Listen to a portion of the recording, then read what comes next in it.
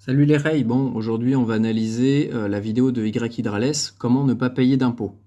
Et je trouve qu'il soulève des questions, des thématiques très intéressantes que je suis en train d'analyser justement en ce moment personnellement. Donc on va mettre la vidéo et on va analyser un petit peu ce qu'il raconte.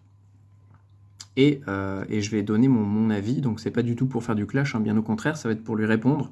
Donc je vais m'adresser à toi directement, Y Hydrales, à travers cette petite vidéo qui va, je l'espère, t'aider à mieux comprendre le système euh, basé sur des contrats dans lequel on vit.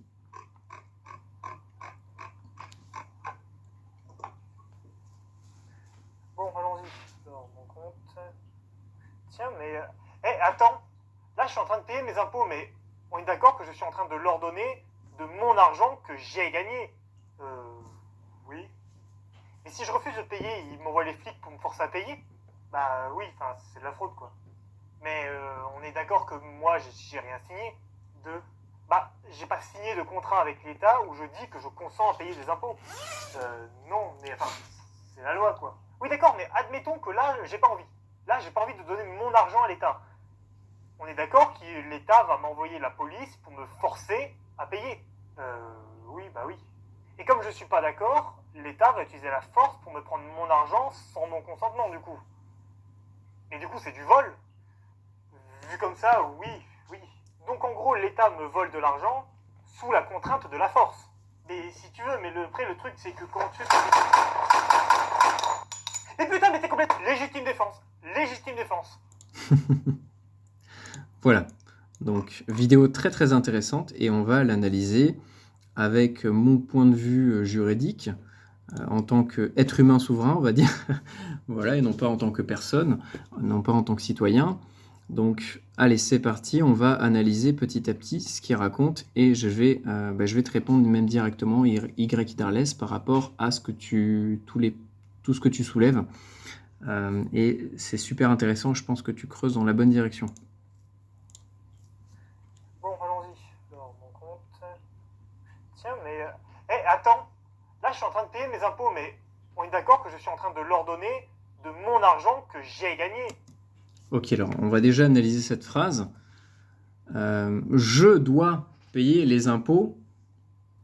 Alors il faut savoir que dans le système dans lequel on vit, toi, en fait, les impôts ne sont pas adressés à toi directement. Ça peut paraître dingue comme ça, mais il faut savoir que chaque personne, chaque être humain qui naît dans un pays bénéficie d'une personne juridique. À sa naissance, on crée une personne juridique, une fiction juridique. C'est une personne virtuelle que nous allons représenter au travers de nos documents officiels, donc la carte d'identité, le passeport, carte vitale, etc. Et cette personnalité juridique-là, on va voir ce que c'est. Donc on va prendre le dictionnaire juridique, dictionnaire du vocabulaire juridique 2021, collection LexisNexis. Nous allons aller à la page P pour personne. Il faut que je la retrouve. Je crois que c'était la 400. Voilà, c'était la page 400. Je vais refaire la netteté. Donc, il faut savoir que dans le droit, à chaque fois que vous allez avoir des textes de loi qui disent toute personne de 11 ans ou plus qui a nanani nanana doit obligatoirement faire tel truc ou tel truc. Il faut savoir que dès que c'est marqué ça, une personne, au sens juridique du terme, c'est une personnalité morale. On le voit ici, personnalité morale, en fait, c'est tout l'inverse d'une personne physique, en fait. Une personne morale est possédée par une personne physique, mais une personne morale n'est pas une personne physique. Vous voyez, c'est deux choses complètement différentes. Donc on va chercher maintenant personnalité juridique et personnalité morale. D'abord même personnalité morale, parce que c'est juste à côté. Personnalité morale, je vous remets le texte, hop, c'est tout en haut. Groupement organisé qui se voit accorder la personnalité juridique afin, entre parenthèses et dans la mesure, fermez la parenthèse, d'accomplir la tâche qu'il s'est assignée. La personne morale est un sujet de droit. La personne morale, une personne morale, c'est une fiction, c'est quelque chose qui n'existe pas. est un sujet de droit. C'est-à-dire que ça, qu'est-ce que ça veut dire? C'est le mot le plus important qu'il va falloir retenir dans le droit, et la définition qu'il va falloir retenir. La personne morale est un sujet de droit, c'est-à-dire que le droit ne s'applique qu'aux personnes morales. Une personne morale, qu'est-ce que c'est? Je viens de vous le dire. C'est un groupement organisé qui se voit accorder la personnalité juridique. Une personnalité juridique, qu'est-ce que c'est? Aptitude à être titulaire de droits et d'obligations, comme dans la vidéo, l'obligation de payer ses impôts. Alors, désolé, je cadre mal. Aptitude à être titulaire de droits et d'obligations. Donc les droits, c'est avoir le droit à la liberté, à la vie privée, le droit de circuler, le droit de consommer. L'obligation, ça va être de respecter les lois, de payer ses amendes, de payer ses titres de transport, de payer ses loyers, de payer tout et n'importe quoi. Mais les seules choses qui sont concernées par ces obligations, c'est la personne juridique. Et la personne juridique est possédée par une personne physique, mais une personne physique n'est pas une personne juridique. Cette aptitude est inhérente à la personne humaine, c'est-à-dire que toute personne physique en bénéficie de sa naissance à sa mort. Donc maintenant, nous allons analyser cette petite partie-là. Pourquoi est-ce qu'une personne physique en bénéficie de sa naissance à sa mort? Alors là, ça va peut-être vous paraître dingue, mais je vais encore une fois m'adresser à Y Hydrales. Quand toi, tu es né dans l'hôpital, dans lequel ta mère t'a accouché, déjà, il faut savoir que l'hôpital est une entreprise privée et qu'elle travaille pour la République française, et on verra juste après ce que c'est que la République française. À ta naissance, tout comme une marchandise, tout comme un bateau arrivé à port, arrivé au port de destination, devant livrer une marchandise à un port et à quelqu'un qui va le racheter, ta mère t'a sorti de ses eaux, comme un bateau sort des eaux des marchandises et les met à quai, ta mère, à ce moment-là, quand tu es sorti, t'as accouché, t'as sorti des eaux, et donc ce que ça veut dire au niveau du code du commerce international, du code maritime, qu'elle te met à la vente auprès de l'hôpital, qui est une entreprise privée. Et donc le médecin qui enregistre ta naissance, c'est un médecin qui est assermenté pour faire ce genre de métier-là. C'est un peu comme un magasinier en fait. C'est un magasinier qui va prendre tous les paramètres sur la marchandise reçue, donc c'est-à-dire ton poids. C'est pour ça qu'on te pèse à la naissance. C'est pas pour le plaisir, c'est pas pour voir si t'es en bonne santé. C'est surtout pour remplir les documents qui vont leur permettre de te vendre à l'état civil en fait. Donc c'est pour ça qu'il y a toutes tes caractéristiques techniques, comme dès qu'une marchandise arrive dans un hangar, on va dire voilà, ça c'est un ordinateur, il pèse 2,3 kg, la boîte fait tant sur tant, il y a tel composant à l'intérieur. Là c'est exactement pareil, sauf que ça va être avec des êtres humains. Et donc l'hôpital va t'enregistrer, le médecin qui par oui-dire va déclarer que tu es bien né tel jour, à telle heure, dans tel hôpital, et que tu pèses tant, va déclarer auprès de l'état civil, qui est juste une autre entreprise privée, il va juste enregistrer la marchandise qui vient d'être livrée à port, en fait, à bon port. Et à partir de la naissance, à partir du moment où tu nais, on va demander aux parents de donner un nom, un prénom, et de l'enregistrer auprès de l'état civil. Et c'est ce qui fait que qu'il y a la création de ta personnalité juridique, à laquelle tu es rattaché sans même le savoir, que tu vas représenter au travers de tous tes documents officiels, carte d'identité, passeport, je l'ai déjà dit tout à l'heure, carte vitale, etc. Et c'est cette identité, c'est ce contrat non consenti que tes parents ont signé dès la naissance, qui permet à l'État, au gouvernement, d'obliger plutôt, non pas à toi l'être humain, mais à la personnalité juridique que tu représentes, d'avoir des obligations, comme payer ses impôts. Donc le début de la vidéo n'est pas vraiment vrai. Qu'est-ce que tu définis par je? Je, moi l'être humain, ou je, moi la personnalité juridique que je représente? Bon, allons-y. Alors, mon compte. Tiens, mais payer mes impôts, mais on est d'accord que je suis en train de leur donner de mon argent que j'ai gagné. Je suis en train de leur donner mon argent que j'ai gagné. Alors il faut savoir encore une fois que la République française et l'Europe possèdent l'argent. C'est pour ça que sur les billets, c'est pas marqué Y Hydrales, c'est pas ton argent.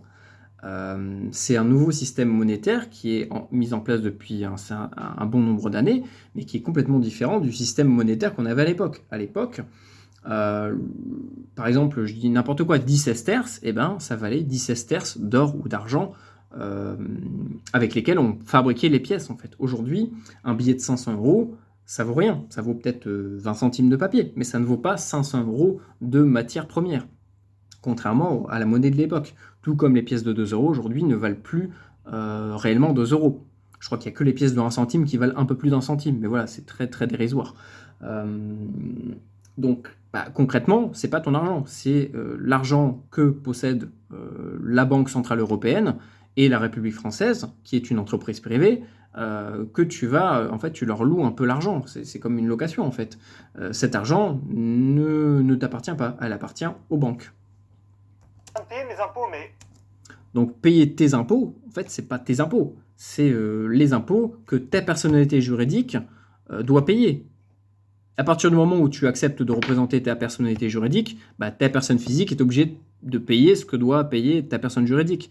Mais si tu te détaches de ta personne juridique, toi, tu n'as rien à payer. Et c'est pas tes impôts. tiens, mais attends, là je suis en train de payer mes impôts, mais on est d'accord que je suis en train de leur donner.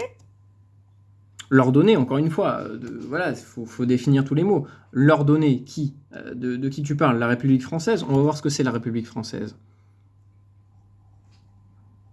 Toute entreprise, quelle qu'elle soit, déjà a son nom en majuscule, tout en majuscule, comme toi, tu as sur ta carte d'identité un nom, un prénom en majuscule.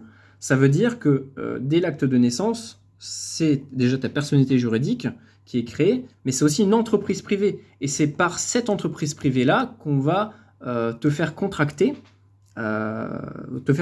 pour te faire accepter certaines choses. Mais en aucun cas, c'est ta personne physique qui est liée à ces contrats-là, c'est ta personnalité juridique. Et donc, en fait, ça fonctionne un peu comme une poupée russe, c'est-à-dire que toi, en tant que personne juridique que tu représentes, tu es également une entreprise privée qui est enregistrée auprès d'une entreprise privée qui travaille pour une entreprise privée qui travaille pour une entreprise privée. Donc, le numéro de siret de la République française, c'est 100 000 017. Je suis sur infogreffe.fr, ça nous permet de trouver les entreprises. Je tape le numéro de siret ou de sirène, je ne sais plus, c'est un des deux, de la République française, je fais rechercher. Qu'est-ce qu'on trouve, République française, et vous voyez bien que c'est écrit tout en majuscule, tout comme le nom et le prénom de nos personnes juridiques, de nos fictions juridiques qui sont écrites tout en majuscule. Il faut savoir que le tout en majuscule, ce n'est pas de la langue française. Ça s'appelle le capitis diminutio maxima. Capitis diminutio maxima. C'est un principe qui a été inventé par les Romains, et d'ailleurs nos lois françaises sont directement liées aux lois de l'époque romaine. Et le capitis diminutio maxima permettait à l'époque d'écrire tout, enfin de reconnaître les esclaves qui avaient leur nom et prénom écrits tout en majuscule, tout comme aujourd'hui nous avons le nom, prénom écrit tout en majuscule, et comme les entreprises. Donc ce que je veux dire par là, c'est que toi ta mère, quand elle a accouché de toi à l'hôpital, le médecin a sermenté, t'as enregistré auprès de l'état civil comme une marchandise, l'état civil c'est aussi une entreprise privée, qui a créé ta fiction juridique auprès de la République française, donc tu as ta carte d'identité française par la République française, donc l'entreprise privée, c'est un peu comme un badge en fait. C'est un peu comme, pour imager tout ça, c'est un peu comme si Hyper U, voilà, c'est comme si un gamin naissait dans Hyper U, et qu'à partir du moment où il naissait dans Hyper U, et ben en fait il appartenait plus ou moins à Hyper U. C'est-à-dire que la mère, par exemple le patron d'Hyper U lui dit, dit à la mère, attendez, si vous voulez, moi je lui fais une fiche client chez moi, et ça lui permettra d'avoir des droits. Mais par contre, il aura aussi des devoirs. Donc, ah bah chouette, trop bien, on va avoir des points de réduction. Donc, on va créer une carte de fidélité au nom de l'enfant qui est né. Et toute sa vie, on va l'appeler non pas par son vrai prénom, parce que le nom de famille de base, ça n'existe pas. Vous regardez, à l'époque, il n'y avait pas de nom de famille, c'était fils de nanani et fils de nanana. Il n'y avait pas de nom de famille. Le principe du nom de famille, c'est dans le code noir, en fait, qu'on le retrouve, et c'était pour justement marquer les esclaves, tout comme tout en majuscule, capitis diminutio maxima. Et donc, chouette, trop bien, tu as une carte de fidélité qui va te permettre de gagner des points à Hyper U. Et toute ta vie, tu vas pouvoir avoir des droits dans Hyper U que d'autres personnes n'auront pas forcément. Par contre, tu as des devoirs, mince. Il va falloir que tu travailles tant d'heures pour Hyper U par mois et que tu lui donnes 5% de l'argent que tu gagnes. Ben voilà, c'est exactement pareil. Et Hyper U, le Hyper U dans lequel tu es né, il a son centre... son siège social ailleurs, qui contrôle tous les Hyper U de France ou tous les Hyper U du monde. Notre système fonctionne exactement de la même manière. L'hôpital, c'est une entreprise privée qui enregistre des entreprises privées, donc des personnes juridiques, auprès d'une entreprise privée qui appartient à une entreprise privée, donc l'État, la République française, et qui appartient elle-même à l'Union européenne, qui est une entreprise privée. Et c'est tout ça qui fait que tu as effectivement des droits, mais tu as surtout des devoirs. Enfin, pas toi, mais ta personne juridique. De mon argent que j'ai gagné. Donc ton argent, c'est pas ton argent, c'est l'argent de l'État, c'est l'argent des banques. Et les banques, c'est une entreprise privée, tout comme l'État, c'est une entreprise privée. C'est exactement pareil. Oui. Et si je refuse de payer, ils m'envoient les flics pour me forcer à payer? Si je refuse de payer. Encore une fois, qu'est-ce que tu entends par « je refuse de payer ». Si tu, toi, être humain, ne veux pas représenter ta personne juridique, et tu as totalement le droit, dans la Déclaration universelle des droits de l'homme, c'est écrit, je ne sais plus, c'est l'article 6 ou l'article 8, dans tous les cas, tu as le droit à n'importe quel moment d'avoir cette personne juridique qui te permet d'avoir accès à certains droits, certaines obligations. Mais tu as aussi, ça veut dire qu'à n'importe quel moment, tu as aussi le droit de ne plus représenter cette personne juridique-là. Donc, c'est-à-dire que toi, être humain, si tu ne veux pas représenter la personne juridique à laquelle l'État, donc l'entreprise République française, réclame de l'argent qui est indexé sur aucune valeur, tu as totalement le droit. Et en fait, ils peuvent rien faire parce que tu ne représentes pas la personne juridique qu'ils poursuivent. Et il y a plein de cas sur Internet comme ça que tu peux trouver des gens qui connaissent leurs droits et qui virent des gendarmes et qui virent des huissiers. Il faut savoir qu'un huissier, c'est juste quelqu'un qui va te faire croire que tu es obligé de signer un contrat, et à partir du moment où tu as contracté, que tu as signé ce contrat-là, tu as des obligations en fait. Tout est basé sur du contrat. Oui. Et si je refuse de payer, ils m'envoient les flics pour me forcer à payer? Et les flics, comme tu les appelles, c'est quoi? La gendarmerie, la police. Regarde bien. Est-ce que c'est écrit en minuscule ou en majuscule? C'est tout simple en vrai. C'est écrit en majuscule. La police nationale, la police municipale, la gendarmerie, c'est une entreprise privée. C'est tout. Donc ils sont au service de la République française. Et par ton acte de naissance, et par ton statut de personne juridique et de citoyen français, c'est la même chose, hein, tu as des obligations. Sans ton consentement, enfin tu parles du consentement, sans mon consentement, je crois que c'est ça que tu disais. Oui, leur donner de mon argent que j'ai gagné. Oui. Et si je refuse de payer, ils m'envoient les flics pour me forcer à payer? En fait, ils vont t'envoyer les flics, qui est une entreprise privée, pas pour t'obliger à payer, pour te faire signer des contrats qui vont obliger ta personne juridique que tu représentes sans même le savoir, à payer les impôts. C'est complètement différent. Donc à partir du moment où tu comprends ce principe de personne juridique et que tu comprends que tu peux t'en détacher, ça règle tous tes soucis en fait. Oui, c'est de la fraude quoi. C'est de la fraude. La fraude, c'est quand tu détournes de l'argent. Sauf que l'euro et le dollar, c'est indexé sur rien du tout, sur aucune valeur.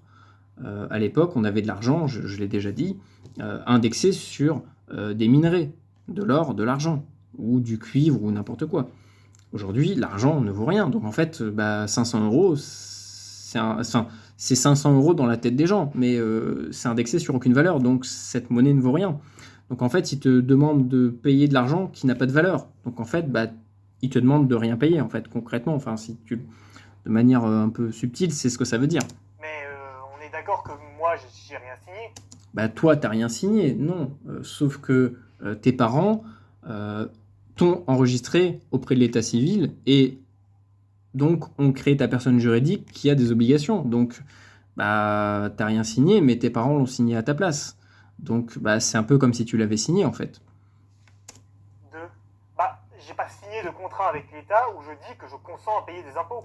Donc là, c'est super intéressant parce que tu commences à rentrer dans le principe de contrat. En fait, tout fonctionne sur du contrat dans notre société.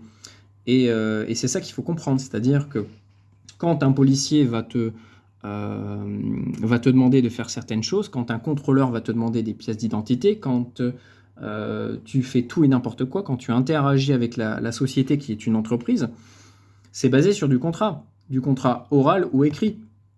Mais d'une certaine manière, si un policier te dit voilà, monsieur, nous allons vous emmener en garde à vue, est-ce que vous comprenez, monsieur? Si tu dis oui, si tu acceptes ou si tu dis rien, parce que dans le droit, le silence vaut pour un oui, vaut pour un consentement, ça veut dire que tu acceptes, tu acceptes ce qu'on te demande de faire, en fait. C'est même pas une obligation, c'est on te le demande. C'est soit tu ne veux pas représenter la personne juridique qui est concernée dans l'histoire, et donc dans ces cas-là, il faut jouer avec les lois et réussir à leur faire comprendre que non, en fait, ils ne s'adressent pas à la bonne personne. Toi, tu n'es pas une personne juridique, tu es une personne humaine. Tu possèdes cette personne juridique, mais tu n'es pas une personne juridique. Soit tu acceptes ce qu'on te dit, soit par le silence, soit par le fait de dire oui, soit par le fait de représenter ta personne juridique, et donc dans ces cas-là, tu as des obligations que l'être vivant, l'être humain, n'a pas. Non, mais enfin, c'est la loi, quoi. Oui, c'est la loi, mais encore une fois, la loi, je l'ai lu juste avant. Le passage intéressant. Donc c'était où déjà? Donc ici, donc la personne morale est un sujet de droit. Voilà, ça répond à ta question. Où je dis que je consens à payer des impôts. Non, mais enfin, c'est la loi. C'est la loi. C'est la loi. La loi, elle s'applique qu'aux personnes morales, qu'aux personnalités juridiques, qu'aux fictions juridiques. Elle s'applique pas aux personnes humaines, en fait. Il n'y a que dans de rares cas où on peut juger devant un tribunal une personne humaine et où on peut punir une personne humaine. C'est dans des cas de génocide, de meurtre, où ça touche directement à la vie humaine, en fait. Mais si c'est pour des questions d'impôts, de fraude ou quoi que ce soit, la personne humaine, en fait, on ne pourra jamais l'attaquer parce que c'est pas un sujet de droit. C'est dit dans le DICO. C'est la personne morale qui est un sujet de droit. Si on regarde dans personnalité, il n'y a même pas... en fait, la personne en tant que personne humaine n'existe pas dans le droit. Si on regarde dans le dictionnaire, vous ne le trouverez nulle part. Parce que ça n'existe pas. Le droit n'est fait que pour les fictions juridiques. Oui, d'accord, mais admettons que là, j'ai pas envie. Si t'as pas envie, le souci c'est que si tu continues à représenter ta personnalité juridique, même si tu as pas envie, ta personnalité juridique que tu représentes a des obligations. Par contre, si tu refuses de représenter la personnalité juridique qui a les obligations de payer les impôts, là c'est complètement différent. Là, tu n'as plus rien à payer parce qu'un être humain n'a pas à payer d'impôts. On a le droit, on a une entière liberté au niveau de notre vie, au niveau de notre corps, au niveau de tout. C'est la personne qu'on représente au niveau de nos papiers officiels, de notre nom majuscule, tout majuscule, et notre prénom tout majuscule, qu'on a des obligations. Là, j'ai pas envie de donner mon argent à l'État. On est d'accord que l'État va m'envoyer là. L'État, mais l'État, c'est quoi? Je vous l'ai montré. L'État, c'est une entreprise privée. C'est pas un groupement de personnes qui sont là pour notre bien. C'est des gens, c'est une entreprise privée faite pour faire du fric. Police pour me forcer à payer. Non, ils vont. Alors, en fait, il faut vraiment concevoir ça comme une entreprise. C'est-à-dire que c'est comme si, à l'intérieur du IPRU dans lequel tu étais né et dans lequel tu as ta carte de fidélité avec une fiction, avec un matricule, parce que c'est un matricule, hein, avec ton matricule de personne née dans HyperU, bah, ce HyperU-là, il a aussi un service de sécurité. Ce service de sécurité, c'est la police et la gendarmerie. Les services de sécurité, bah, c'est des entreprises privées qui ont un statut juridique bien spécifique, comme les policiers, hein, ils n'ont pas le même statut qu'un simple citoyen. C'est pour ça qu'ils peuvent avoir le droit d'avoir des outils de défense qu'un simple citoyen, une simple personne, au sens juridique du terme, ne peut pas avoir, parce qu'ils ont un statut au-dessus, en fait. Et donc, ce que ça veut dire, c'est que le policier est une personne humaine qui, à sa naissance, a une personnalité juridique, qu'il représente pour la plupart du temps sans même le savoir, et cette personnalité juridique a une deuxième personnalité, enfin, possède une autre personnalité juridique qui est rattachée à son corps de métier, au métier de la police, qui est juste une sorte de service d'ordre pour la République française, qui est une entreprise privée. En fait, ce sont des agents de sécurité privés, la police, c'est tout. On est d'accord que l'État va m'envoyer la police pour me forcer à payer. En fait, ils vont pas te forcer à payer, parce que toi, être humain, tu n'as rien à payer. Ils vont te faire croire, ils vont te pousser à représenter cette personne-là et à signer des nouveaux contrats qui vont t'obliger à certaines choses. Mais si tu ne représentes pas ta personnalité juridique et que tu ne signes rien du tout et que tu refuses tout, bah en fait, ils peuvent rien faire. Ça a l'air fou comme ça, mais ils peuvent rien faire. Oui, bah oui. Et comme je suis pas d'accord, l'État va utiliser la force pour me prendre mon argent sans mon consentement. Donc l'État va, par la force, prendre mon argent sans mon consentement. En fait, l'État, c'est une entreprise. C'est pas ton argent, c'est l'argent de l'État. Par la force, sans mon consentement, bah en fait, implicitement, à partir du moment où, dès ta naissance, tes parents t'ont enregistré auprès de l'État civil, bah, d'une certaine manière, tu as des obligations et des droits envers la République française, et cette République française a le droit, auprès de ta personnalité juridique, d'user de la force, en fait. C'est marqué dans les lois.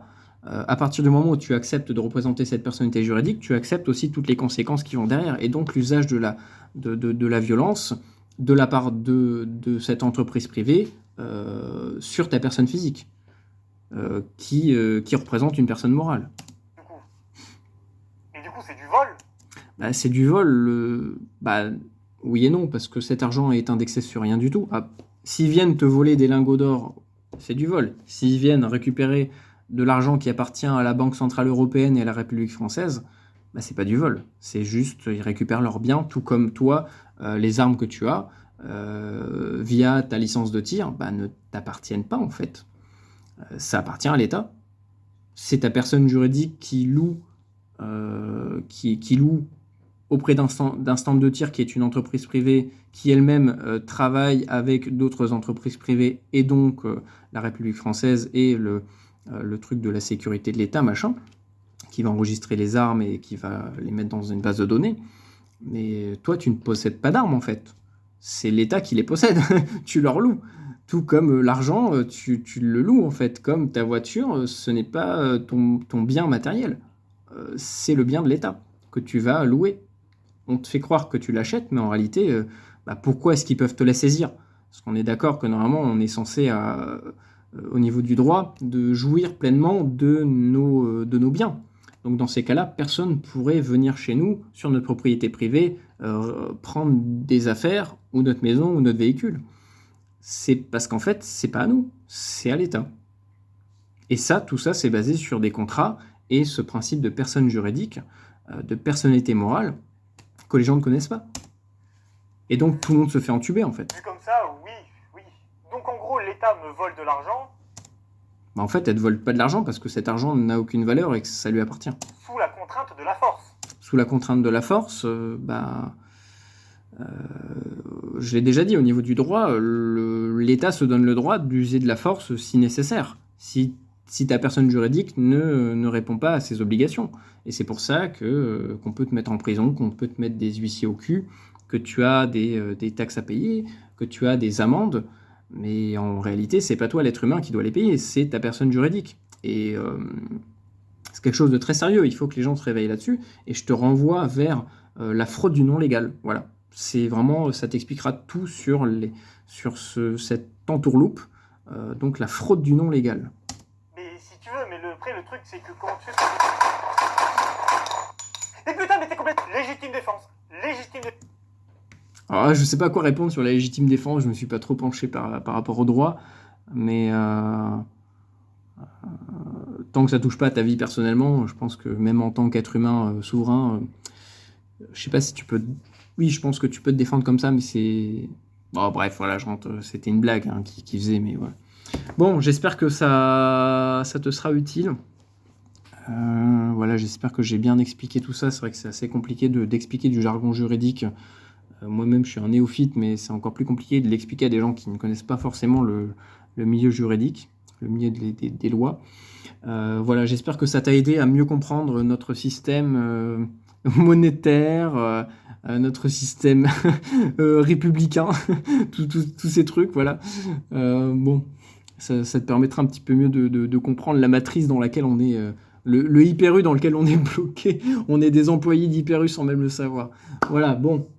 Et je te souhaite une bonne continuation et j'espère revoir d'autres vidéos drôles comme ça et qui éveillent la réflexion. Allez, ciao. Salut les rails.